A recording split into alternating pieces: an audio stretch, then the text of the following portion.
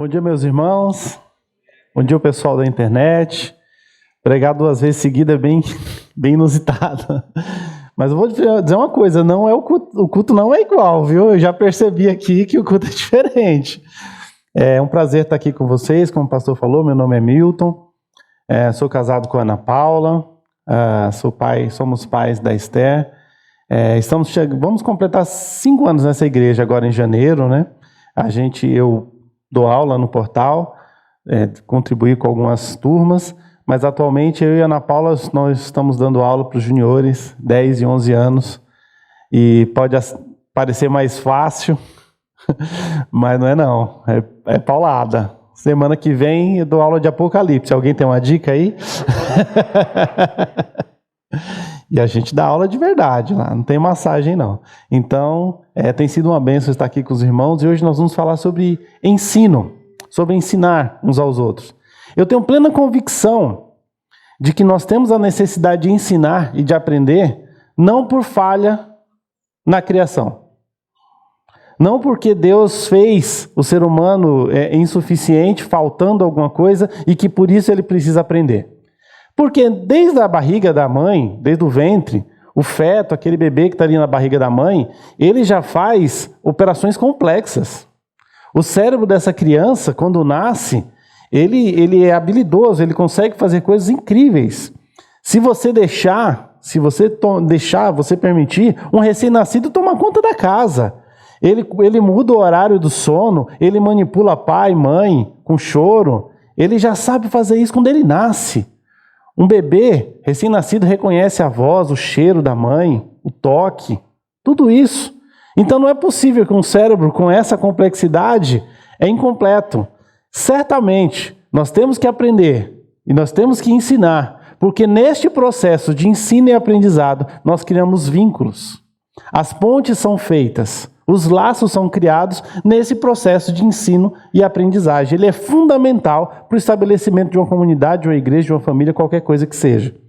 E aí, falando sobre ensino, eu queria falar com vocês aqui da minha primeira professora. Vocês lembram o nome da primeira professora de vocês, o primeiro professor? Pois é, eu lembro da minha primeira professora, inclusive, sexta-feira agora, né, 15 de outubro, foi dia dos professores. Parabéns, todos os professores, todas as professoras. Nós temos muitos aqui. E eu sou professor também. Eu sou formado em História, me formei agora em dezembro em História. A minha esposa já é professora há muito tempo, né? Formada em Letras, agora se formou em Pedagogia também. E até a Estherzinha é uma professora também. Ela ensina as bonecas, mas ela me ensina muito, vocês vão ver. E a minha primeira professora, eu mostrei para ela essa dobradura, eu aprendi com 8 anos de idade. Eu tenho uma memória esquisita, eu lembro de coisas assim, de quando eu era muito novinho, com diálogos, lembro com detalhes. Eu lembro da primeira vez que eu mostrei para ela essa dobradura, ela é a letra do meu nome, obviamente, por isso que eu aprendi, né? E eu fiquei empolgado, cheguei para ela e falei assim, olha, isso aqui é legal, porque se eu der na mão da pessoa, ela não vai conseguir fazer igual. Ela não vai conseguir, ela vai desmontar isso aqui e vai desfazer, e ela não vai conseguir fazer, e só eu vou saber fazer. E ela falou, que graça tem nisso? E aí? Qual que é? Para que serve então isso? Por que você não ensina as pessoas a fazerem isso? Porque quando você ensinar, essa pessoa nunca mais vai esquecer de você. E isso marcou a minha vida. Eu tinha 8 anos de idade e isso marcou a minha vida. E nós vamos falar de ensino hoje. Para falar sobre ensino, eu vou fazer uma ordem decrescente de importância. São 3 pontos. Eu vou começar, é do terceiro menos importante, mas ele é muito importante. Mas é do terceiro até chegarmos no mais importante, que é o primeiro ponto que eu queria falar hoje. E esse ponto, nós vamos falar um pouquinho sobre educação. É difícil falar o nome, não devia ter um nome separado, mas educação secular, educação profissional, vocacional, alguma coisa nesse sentido que tem a ver com a nossa vida profissional, com o nosso ganha-pão. E aí a gente fala de igreja e responsabilidade social. Quando a gente fala de responsabilidade social, de ação social da igreja, automaticamente vem na nossa mente o serviço de entrega de cesta básica, de cuidar do alimento, da roupa, e é verdade, isso é muito importante mesmo. Mas quando a gente fala do ser social e de tudo que uma pessoa precisa ter para ter um bem-estar social, não é só isso. Nós estamos acostumados a atribuir à pandemia um monte de coisa, como se não existisse antes da pandemia. Mas antes da pandemia, a gente já tinha um nível de analfabetismo absurdo. Isso quando a gente pensa assim, analfabetismo, eu vou pensar lá daquelas regiões do Nordeste, aquelas regiões mais distantes, onde tem pobreza. Gente, eu trabalho num banco, eu atendo pessoas, trabalho dentro do Centro Empresarial de São Paulo. Eu atendo na capital, segunda ou terceira maior capital da América Latina, pessoas jovens que são analfabetas. Hoje, agora, outubro de 2021, eu tenho que atender pessoas jovens, normal, tranquilo, mas que não sabem escrever o próprio nome. Toda a mesinha tem lá um coletor de impressão digital.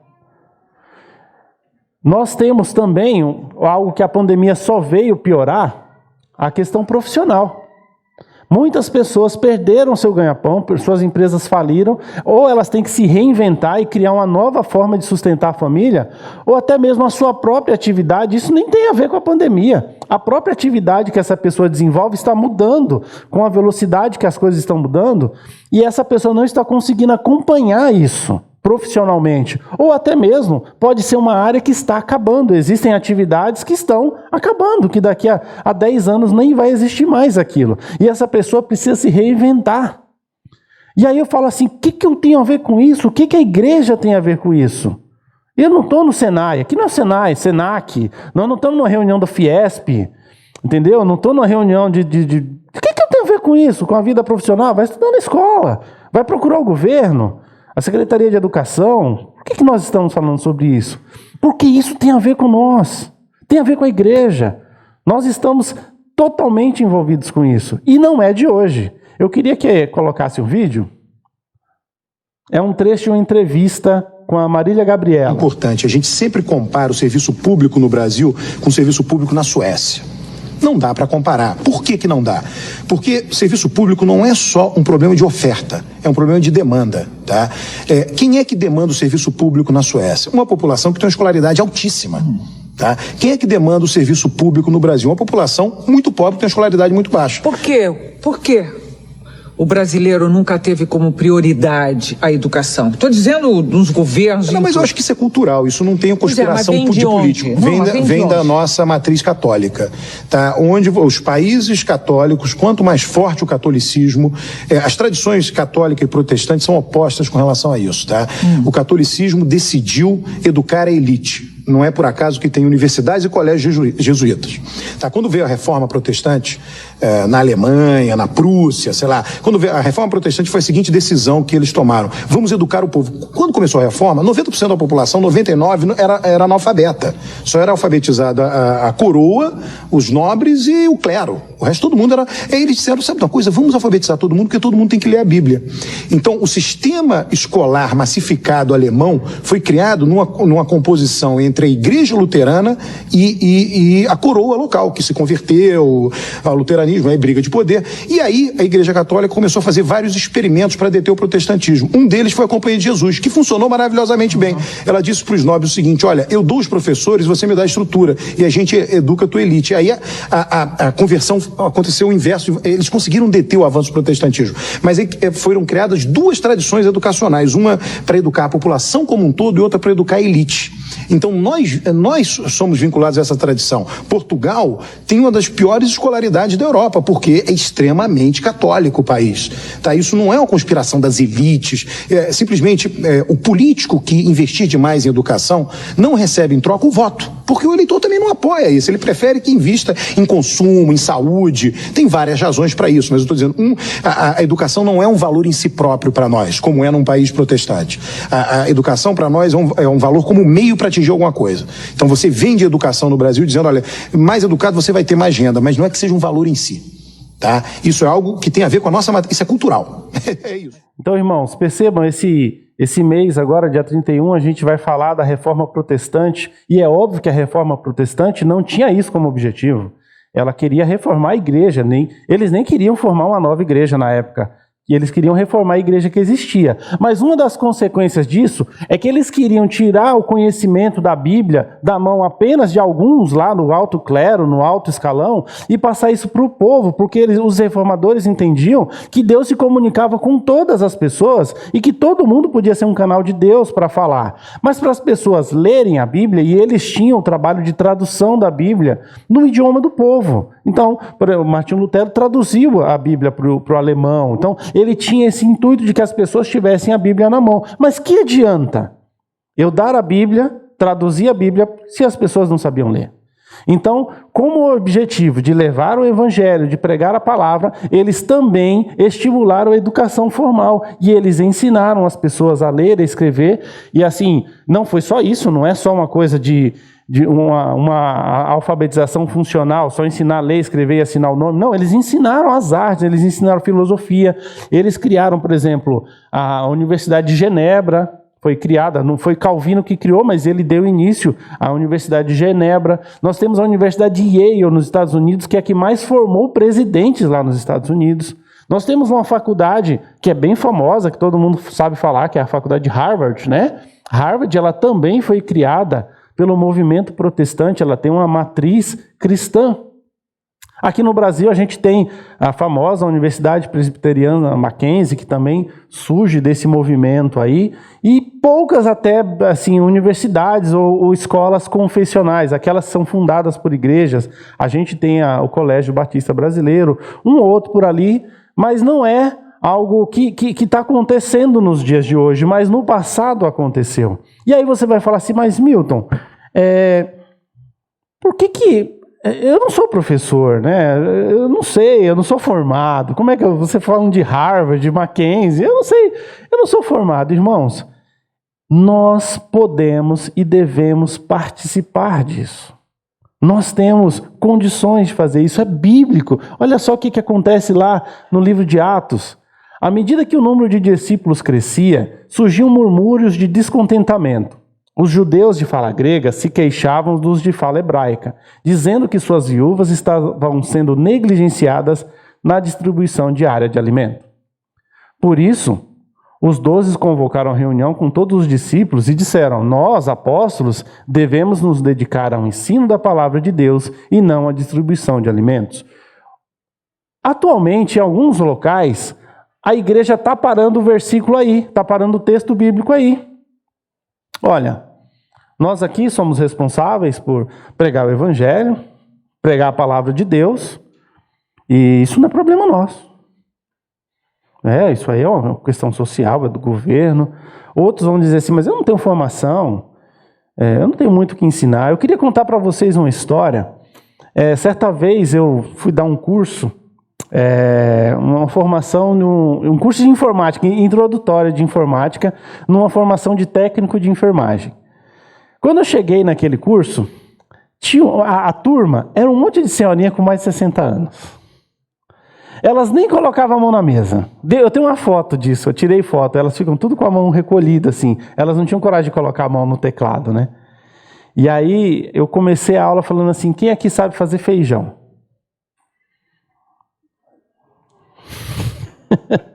Aí elas levantaram a mão, eu falei, eu não sei fazer feijão. Eu sei mexer em computador, mas eu não sei fazer feijão. E dependendo da hora, é melhor você saber fazer feijão do que saber mexer em computador. Nós só temos conhecimentos diferentes. Eu sei fazer uma coisa, você sabe outra.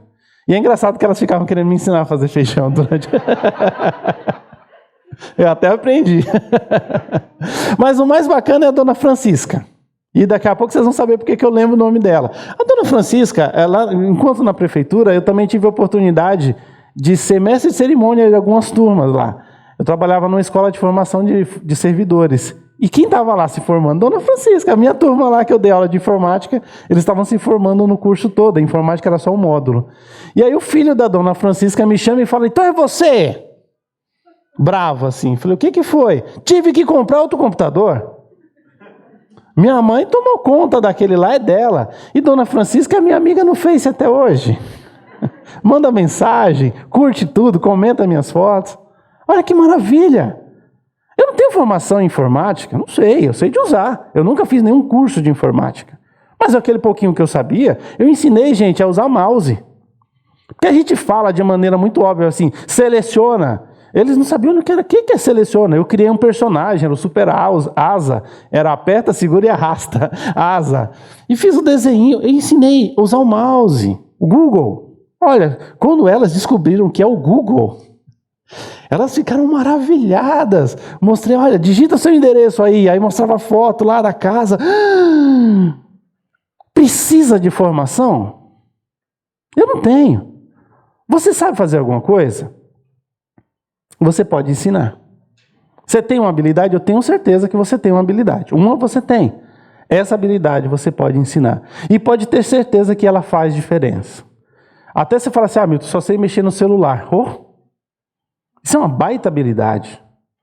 Eu trabalho no banco lá, a gente fica o tempo inteiro fazendo as coisas com os idosos lá. Não são poucas as vezes que eu levanto da minha mesa, a agência cheia, e vou lá no caixa eletrônico para fazer, porque aquilo parece um game. Parece um joguinho. Imagina, as pessoas não... Então, assim, você tem algo que você sabe fazer, você pode ensinar. Por quê? Porque isso é nossa responsabilidade. Nós estamos no mundo, somos ativos aqui, não somos seres alheios à realidade ao redor da igreja. Nós não podemos passar de largo como fizeram aqueles lá na história do samaritano, dizendo, isso não é comigo. Isso é com você sim. Isso está impactando o mundo. A pessoa não saber ler nos dias de hoje, e assim, também tem o analfabetismo funcional, a pessoa também não saber lidar com tecnologia, não lidar com informática, não saber se... Tem um monte de coisa hoje que você tem que fazer o cadastro na internet, não tem mais o papel, está acabando isso. Você já pensou na angústia que essa pessoa vive? E nós não temos nada a ver com isso? É claro que nós temos a ver com isso. É óbvio que nós temos a ver com isso. Isso é nosso papel também. E com você. Porque se tem uma coisa que eu quero com essa mensagem é te incomodar. Com você que sabe fazer alguma coisa, porque certamente tem alguém que não sabe fazer isso que você sabe fazer. Porque o texto não parou aqui. O texto diz o seguinte, sendo assim, irmãos, escolham 7 homens respeitados, cheios do espírito e de sabedoria, e nós os encarregaremos desse serviço. Então nós nos dedicaremos à oração e ao ensino da palavra. É pão e palavra. Tem o ensino da palavra, mas tem todo o resto. Existe um hábito que se formou aí de separar a vida secular de vida eclesiástica, vida na igreja. Por isso que é até difícil de eu dar o nome ali, secular. O que é secular? Eu nem sei direito o que isso quer dizer. Nós somos uma pessoa só. A mesma pessoa que vem, que adora, que lê, que está aqui cantando, ela também tem um boleto para pagar, ela tem um emprego, ela pode estar desempregada, ela pode estar com um negócio que precisa se posicionar na rede social para ter cliente, ela nem sabe fazer isso. Fala assim, tem que fazer postagem no Instagram. Gente, eu sou um analfabeto no Instagram, não entendo nada. Eu não vejo a da Esther crescer logo, que eu sei que ela vai dominar. Nós podemos fazer diferença na vida das pessoas, qualquer um de nós podemos fazer isso, de algumas formas. Nós podemos fazer isso com educação confessional. O que é uma educação confessional? É criar uma escola. Criar uma escola batista, tal, com o nome lá, escola cristã, uma escola que confesse o nome de Jesus, porque o mundo não tem o menor pudor de se confessar. Às vezes eu vejo muita gente criticando a Rede Globo porque ela fala disso, daquilo, ela está sendo coerente com o que ela crê. Você não está sendo coerente de estar lá bebendo disso que ela entrega lá todo dia. Mas que ela está sendo coerente com o que ela crê, ela está. Eles creem, eles confessam. Nós não cremos? Por que não confessar? Por que a gente não tem uma escola? Criar os empresários, não precisa ser a igreja, porque essa não é a agenda da igreja mesmo. Mas nós, cristãos, eu, você, por que a gente não pode pensar nisso? Abrir uma educação infantil, ensino fundamental, médio, dar aula, fazer uma faculdade. Lá atrás, tivemos pessoas que fizeram pagar esse preço que hoje a gente bebe. Hoje a gente consome isso. Lá atrás, teve gente que se entregou para que isso fosse uma realidade hoje. Nós podemos. Professores. O professor cristão, Você não tem uma escola, mas você é um professor, você está na sala de aula. Você pode pedir a Deus sabedoria, sobriedade, para você poder se posicionar de uma maneira confessional sem ser antiético, sem ficar ali de repente também. Eu fico preocupado quando a gente está querendo fazer diferença no mundo sendo antiético, sendo incorreto. Se eu estou ali como professor de história, eu não tenho que pregar o evangelho ali naquele momento, porque ali eu estou como professor de história. Então a gente tem que tomar cuidado com isso. Agora, que eu posso me posicionar como cristão dentro da história, isso eu posso. Eu tenho o direito de ter a minha posição. De falar assim, olha, eu creio nisso, nisso e nisso. Então, que Deus dê sabedoria a você, professor. Porque você tem uma oportunidade de ouro nas suas mãos. Você está ali, você está com a bola na cara do gol. Que Ele te dê sabedoria, para que você não quebre regras, não seja antiético, mas que você faça a diferença, que você professe o nome de Jesus através da sua profissão. Precisa ser professor? Não! Pode ser o bancário, pode ser o atendente, o vendedor, o manobrista, o pasteleiro, não sei quem, mas que você possa se posicionar como cristão, que você possa ter uma atitude confessional. Eu vou fazer uma propaganda aqui, pastor, pode? Eu esqueci de fazer de manhã. Eu e a minha família, eu, minha esposa e minha filha, nós temos um canal no YouTube, que é o Sem Blém Blém Blém. E o Sem Blém Blém Blém, ele parte da proposta de que a Bíblia foi escrita para o homem todo, e não só para ser usada dentro da igreja. Então a gente pega o texto e aplica na vida cotidiana, na vida normal, no trabalho. A gente fala muito de entrevista de emprego, de relacionamento dentro da empresa, família, tudo. Então, nós cremos que Deus fez o ser integral. E por isso a Bíblia e Deus tem a ver com tudo. E se você olhar a Bíblia, tem coisas interessantíssimas. A Bíblia te ajuda numa entrevista de emprego, a Bíblia te ajuda a fazer um currículo, a Bíblia fala de idiomas, fala um monte de coisa. Nossa, eu fico impressionado como que a Bíblia é detalhada, ela é um manual para a nossa vida e não só para usar dentro da igreja. Outra coisa muito interessante, e isso eu louvo a Deus, é porque nós no Horto já estamos nos movimentando nesse sentido, e não é de hoje. É uma igreja que está atuante nessa comunidade. Agora, com o Instituto Equipar, nós temos uma ferramenta ainda maior para fazer a diferença nas vidas das pessoas. E aí eu quero te cutucar. Procure o Rogério e fale assim, Rogério, eu tenho esse talento. Eu até dei a dica de fazer um formulário, de fazer um levantamento do talento de todos vocês. O que você sabe fazer? Eu sei cozinhar, é um talento. Eu sei mexer com madeira, é um talento. Eu tenho uma letra bonita, opa, é um talento. Eu sei escrever, cantar, tocar. Eu não sei fazer nada, então você sabe carregar água gelada quando alguém estiver fazendo alguma coisa, vai lá e entrega. Alguma coisa você pode fazer e o Instituto Equipar está aí para ser uma ferramenta para você. Quer fazer parte? Quer atuar, quer ensinar pessoas e fazer diferença na vida de alguém? Procura o Rogério. Uma vez o Rogério me procurou para fazer uma coisa que não era a minha praia. Eu falei, Rogério, isso aí não dá, eu não sei. Mas eu sei fazer isso. Ele anotou e falou assim, Milton, beleza. Agora não, porque a gente não, mas quando chegar a hora eu já sei que você sabe fazer isso. Faça isso você também, procura ele, fala, Rogério. E sem pudor, o que você souber fazer, põe para jogo, que Deus não deu isso para você ficar aí enterrando, não. Nós podemos ter reforço escolar, alfabetização, formação profissional. Imagina uma feira aqui de profissões, cada um falando do que faz, separa todo mundo numa sala aqui e pega esses jovens, todo mundo que está aí querendo fazer faculdade, está pensando o que fazer da vida, está desempregado, fazer um painel aqui, os empresários divulgam as vagas, os desempregados divulgam as habilidades, a gente junta todo mundo. Dá para fazer um monte de coisa, gente. Dá para a gente fazer diferença na vida das pessoas. O mais importante, cada crente compartilhando o que sabe. E esse é o grande segredo. É vida na vida. Cada um compartilhando com o outro aquilo que sabe fazer. A segunda coisa mais importante dentro desse conceito que eu quero trazer é a educação bíblica. Ufa, isso não tem nada a ver comigo. Graças a Deus temos pastores, temos professores. Eu não tenho nada a ver com isso.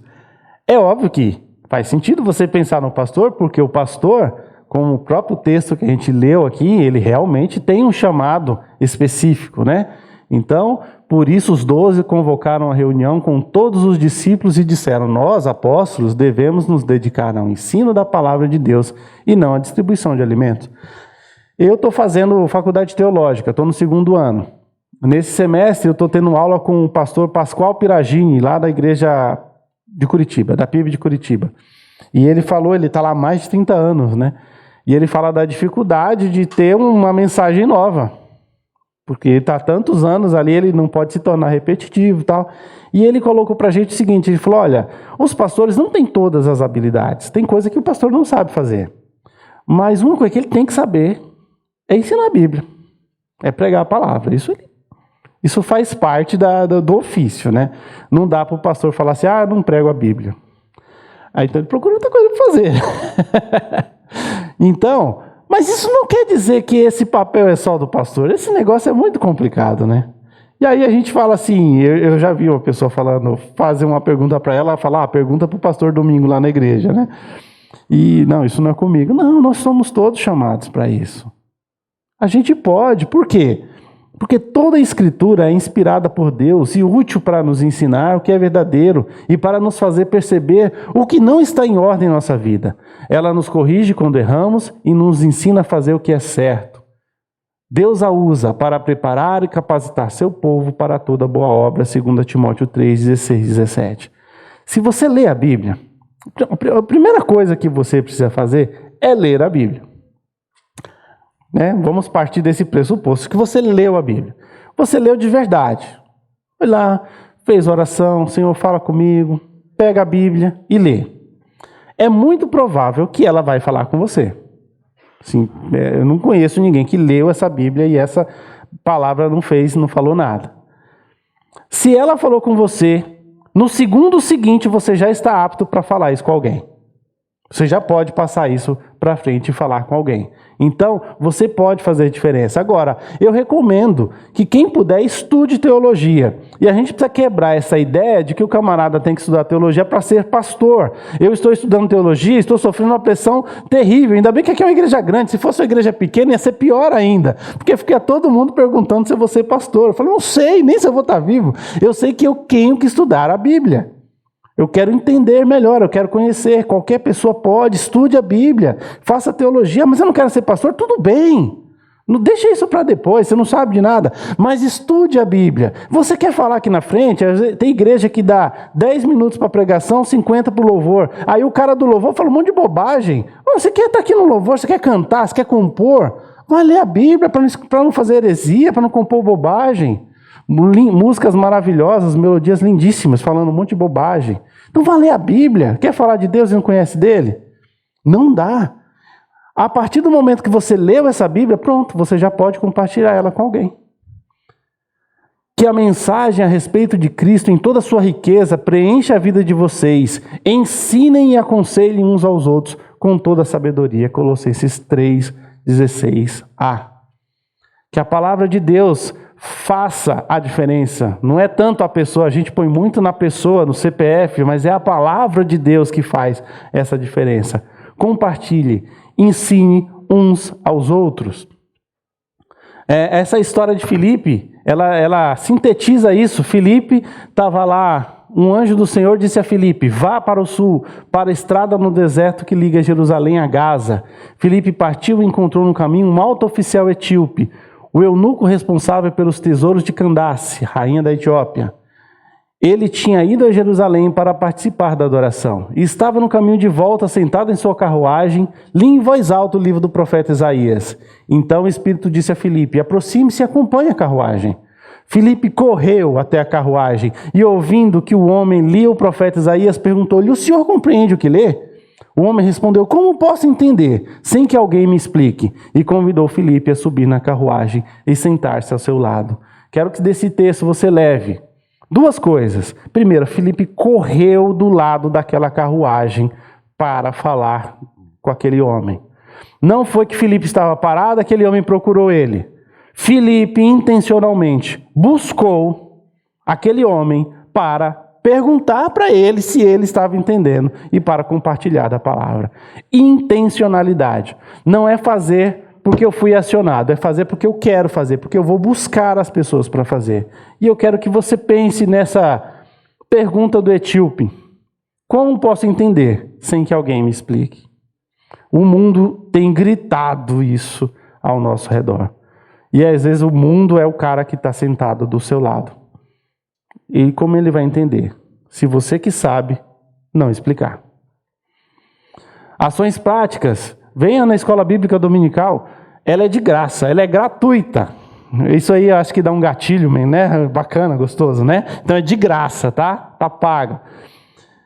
Pequenos grupos também é muito bom, porque no pequeno grupo o líder não tem que ficar só ele falando, é um ambiente menor, mais tranquilo para você poder falar e desenvolver isso, né? Eu coloquei ali ER e MR, são duas organizações que quando eu era novinho, Embaixadores do Rei e Mensageiras do Rei. Eu fui um embaixador, na verdade eu sou um embaixador do Rei, porque uma vez embaixador, sempre embaixador. Então eu sou um embaixador do Rei, e eu fui doutrinado desde pequenininho. A gente tinha que decorar versículo, a gente aprendia muita coisa. Minha primeira pregação foi com 12 anos nessa organização. Eu me preparei a semana toda, li a Bíblia. A pregação levou 4 minutos. Mas foi a primeira, botou para jogo. Fiquei frustrado, fiquei triste, mas foi ali. E a gente vai ganhando musculatura, é assim, né? Por fim, mas não menos importante, você se lembra dos seus primeiros professores? Lembra o nome deles? A minha professora, inclusive, que me falou a historinha aqui da dobradura, está aqui, ó. Esses são os meus primeiros professores. Seu Milton e Dona Eusenia, meu pai e minha mãe. Esses são os meus primeiros professores. Eu, inclusive, pinto meu cabelo de branco em homenagem ao meu pai. Tá ali eu pinto até mais. E tá ali a minha mãe, aquela mulher ali só me deu sapatada na vida. Só me deu sapatada. E é assim que a gente vai. Eu sou, assim, não tem nenhum outro professor que fez mais diferença na minha vida do que esses dois aí. Então a minha mãe falou, olha, o que vier na sua mão para fazer, faça. Eu desembestei, estudar, fazer, vinha oportunidade, fazia, trabalhava na prefeitura, a prefeitura ficava abrindo pós-graduação gratuita, lá fiz 3. Estou na 3ª faculdade. Desembestei estudar por causa dessa professora aí. Ela falou assim, você é novo, você tem oportunidade, vai estudar. Ninguém vai roubar isso de você. Tá aí. O ensino familiar, originalmente, ele era tudo. Não existiam as outras instituições. Não tinha faculdade teológica, não tinha faculdade convencional. Lá no início era a família, era o ensino de pai para filho. Mãe, pai, era isso.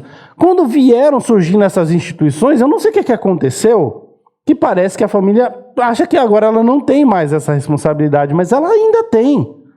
Olha só a história aqui dos irmãos missionários. O pastor falou, o pastor Josué vai lá, influencia, é o professor da filha. Aí agora a filha está aqui com o marido, que é professor do filho, que está aqui cantando em outro idioma. Com aquela idade. A Esther, eu falei que eu sou professor de história, mas eu não estou lecionando história. E aí eu falei em casa que eu não era professor, a Esther me corrigiu. Papai, como você não é professor? Você é professor de história. Ela tem 4 anos, gente. Isso é assustador. Eu disse, claro que você é professor de história. Você me conta 2 histórias todos os dias. Matou. Eu nunca mais falei que não sou. Eu sou professor de história. Inclusive, nesse dia, ela me deu um sermão.